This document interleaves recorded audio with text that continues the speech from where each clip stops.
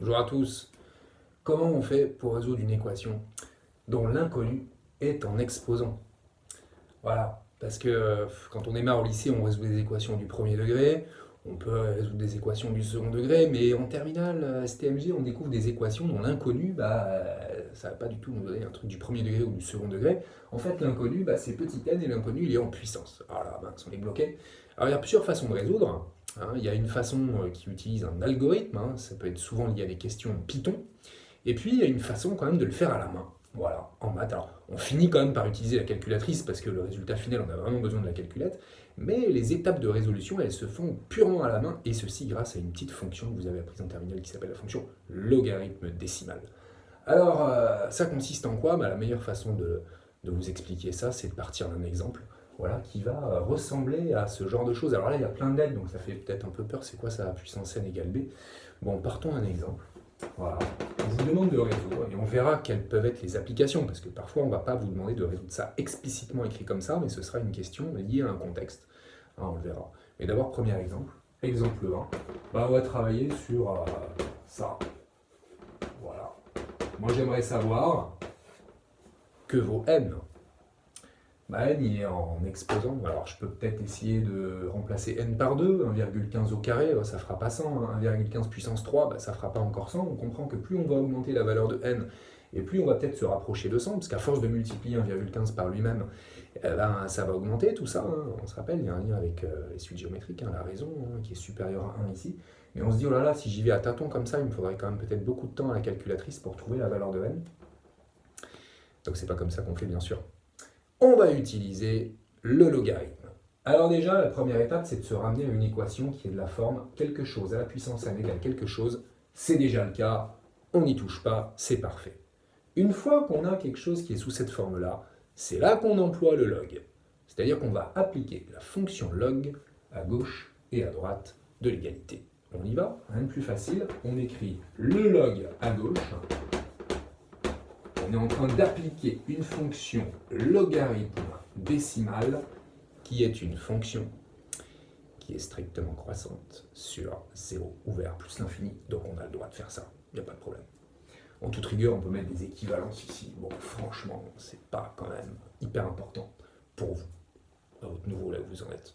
Alors, on y va. Bon, à quoi ça sert tout ça? Ça sert parce qu'il y a une propriété des logs qui est hyper intéressante. C'est que le log, il a le mérite de faire tomber les puissances. Ouais, les puissances qui sont à l'intérieur du log, elles tombent. Voilà. L'exposant, il descend, il tombe par terre.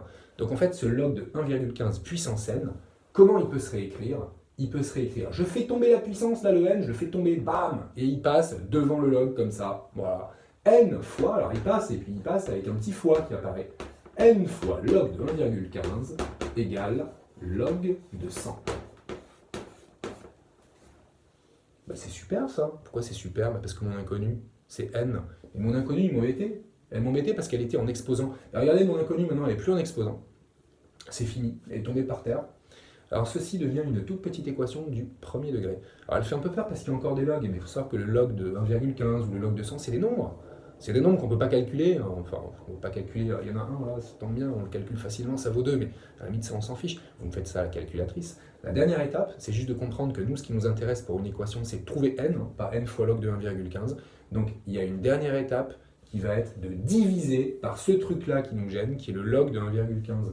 C'est-à-dire n égale, quand je divise des deux côtés de l'égalité par log de 1,15, ça me donne ce que j'avais à droite, qui est log de 100, que je vais diviser par le log de 1,15.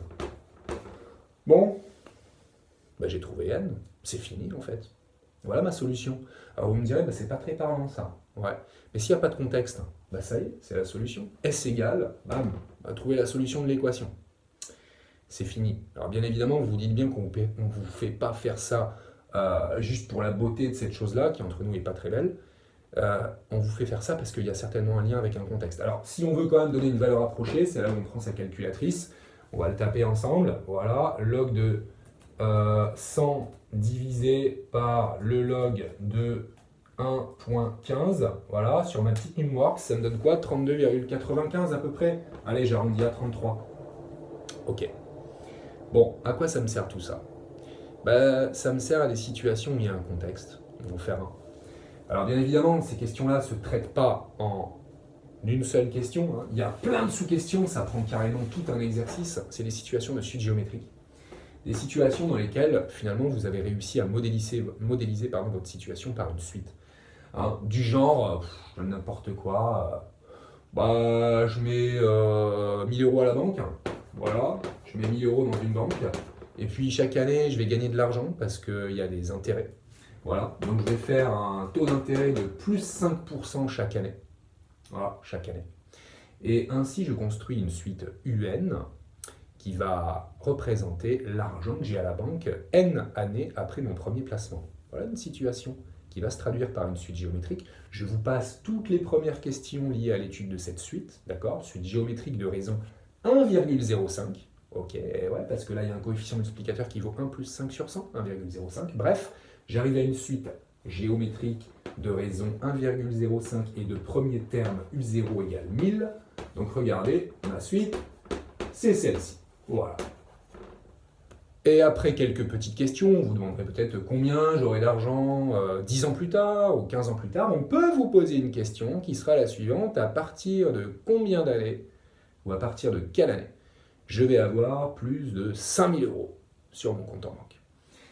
Eh bien, c'est une inéquation, ou même une équation, on va dire. C'est-à-dire, je veux savoir quand est-ce que UN va être égal à 5000.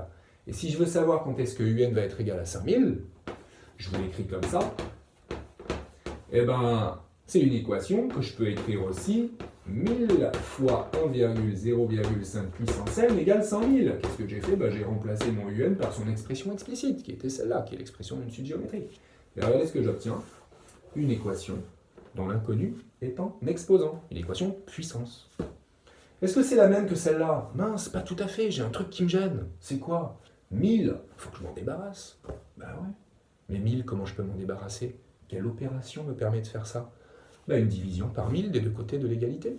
Donc en divisant par 1000 des deux côtés de l'égalité, regardez, j'obtiens ceci. Alors vous allez me dire, ah ok, ouais, en plus ça se simplifie, ça se calcule. Évidemment, ce ne sera pas toujours le cas. Et si ce n'est pas le cas, c'est pas grave, on le laisse sous la forme de fraction. Imaginez que ce n'était pas 1000 ici, mais 1283, on laisserait 5000 divisé par 1283, et on garderait l'idée de la technique qu'on a vue dans l'exemple 1, mais en prenant un petit b qui est égal à une fraction, c'est pas grave, on fait les mêmes étapes, on y arrive. Voilà, il se trouve que ça se simplifie, voilà, ça me fait 5, mais je me retrouve avec une équation de type a puissance n égale b. Alors j'y vais sur la résolution, on se rappelle, on applique le log à gauche et à droite, on applique la fonction logarithme décimal strictement croissante sur 0 plus l'infini, les deux valeurs ici sont bien dans l'intervalle 0 plus l'infini. Bref, on n'écrit pas tout ça. Voilà, j'ai pris le log à gauche, le log à droite. Super. J'utilise maintenant ma propriété des logs qui fait tomber mes exposants. Bam, ça tombe par terre, n fois log de 1,05. Ça fait log de 5. Et ma dernière étape va être celle de la division. N égale log de 5 divisé par le log de 1,05. Pareil, je prends ma petite calculatrice. Voilà, je vais taper log de 5 divisé par le log de 1,05. Enter.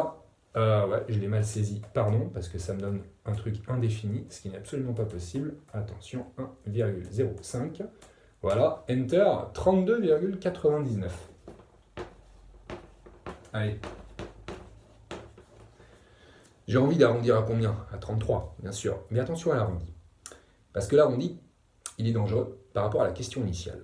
La question initiale était à partir de combien d'années je vais avoir plus de 5000 euros? Eh bien, je vais avoir plus de 5000 euros à partir de combien d'années? 33 ans. On me dirait c'est normal, 32,99, j'ai envie de l'arrondir à 33. Sauf que s'il n'y avait pas 32,99 mais 32,09, eh bien on ne l'arrondirait pas non plus à 32. On l'arrondirait à 33 parce qu'à n égale 32, on n'aura pas encore atteint 5000. On sera un petit peu avant 5000. Donc il faut toujours arrondir ceci à l'unité supérieure quand on cherche un n tel que on a une valeur qui dépasse un certain seuil. Donc on va toujours arrondir au-dessus. Et donc soit 32,09, 32,99, 32,000001, on arrondira à 33 ici. Vous avez vu, tout ceci m'a servi, la technique du log, à résoudre une problématique dans le cadre d'un contexte. Souvent c'est ça, c'est des recherches de seuil, c'est-à-dire à partir de quel rang n je vais dépasser une certaine valeur. On pose tranquillement notre équation, c'est pas la peine de travailler sur des inéquations. Équations, cette vidéo c'est des équations, je parle pas des inégalités et tout ça. Donc équation, tranquille, on l'écrit, on la modifie de sorte à avoir a puissance n égale b. On applique le log, puis sa propriété qui fait tomber le n, puis la division, et enfin, on a fini, valeur approchée, calculette, l'arrondi, on a tout compris. C'est au bout de 33 ans que je vais avoir 5 000 € sur mon compte, même un peu plus, je suis très content. On pourrait le faire avec Python. Ceci, c'est une autre vidéo. L'algo de seuil en Python. Bon courage.